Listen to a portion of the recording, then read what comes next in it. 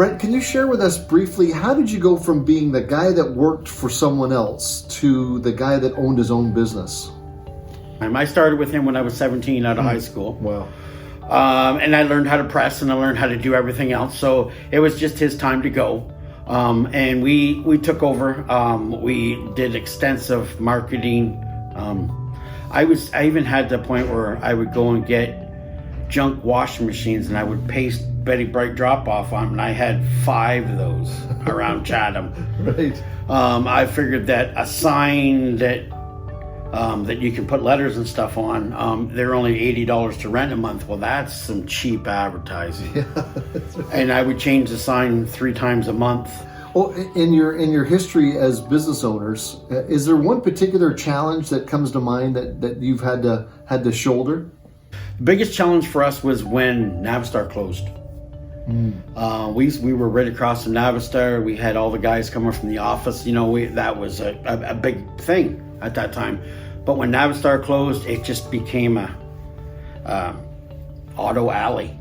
There's no restaurants. Right. It's all cars. And so the biggest challenge was when we moved.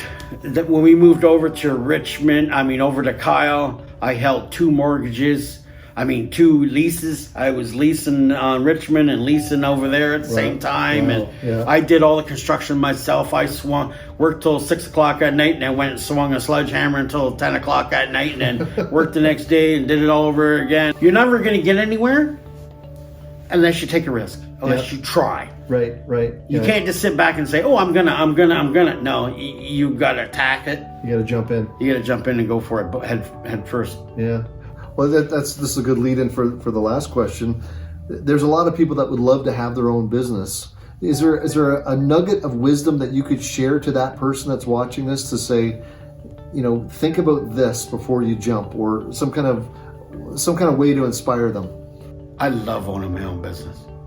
I feel like I'm in complete control. If it doesn't work, it's my fault. Right. Do your homework. Really do your homework. In the day and age that we live in now, you better be learning all the marketing skills. You better be doing Facebook. You better be doing everything. Right.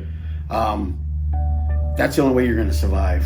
Sure. I think that you have to do the marketing. And you could be the smallest guy in the place, but if you market and people will come and see who you are, right. You're going to be the largest. Yeah. When I started in Chatham, there was 8 dry cleaners in Chatham.